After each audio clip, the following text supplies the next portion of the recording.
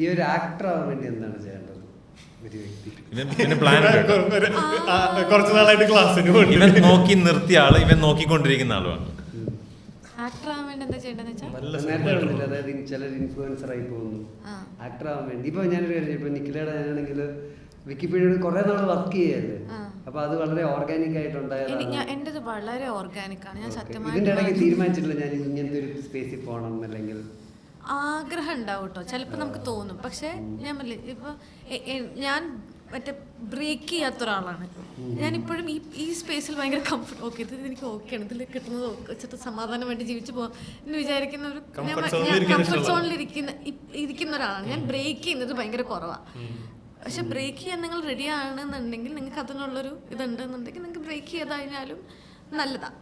പിന്നെ ഇപ്പോഴത്തെ ഒരു അവസ്ഥയിൽ എനിക്ക് തോന്നുന്നു പണ്ടത്തെ പോലെ അല്ല സിനിമ വർക്ക് ചെയ്യുന്നത്. ഇപ്പം നിങ്ങൾക്ക് കുറച്ചും കൂടി ഒരു മാനേജിങ്, എന്താ അതിന് പറയാ, ഒരു കാസ്റ്റിംഗ് ആൾക്കാർ ത്രൂ ഒക്കെ പോകുന്ന സാധനങ്ങൾക്ക് കുറച്ചും കൂടി വാല്യൂവും കാര്യങ്ങളൊക്കെ ഉണ്ടാവും. അപ്പം നിങ്ങൾ പ്രോപ്പറായിട്ടുള്ള കാസ്റ്റിംഗ് കോൾസ് കണക്ട് ചെയ്യുക, അറ്റൻഡ് ചെയ്യുക എന്ന് പറയുന്നതാണ്.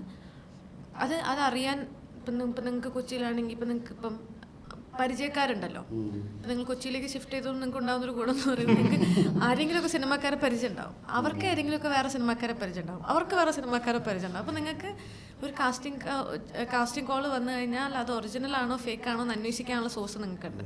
ആ സോഴ്സ് നിങ്ങൾ ഉപയോഗിക്കുക എന്ന് പറയുന്നത് വളരെ വളരെ വളരെ ഇമ്പോർട്ടൻ്റ് ആണ്. അത് ആരും ചെയ്യില്ല.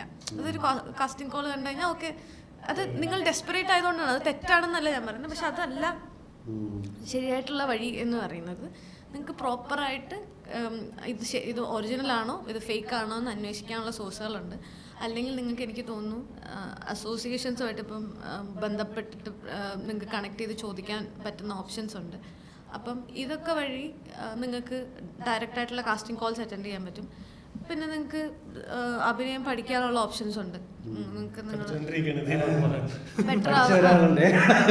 ബെറ്റർ ആവാനുള്ള ഓപ്ഷൻസ് ഉണ്ട്.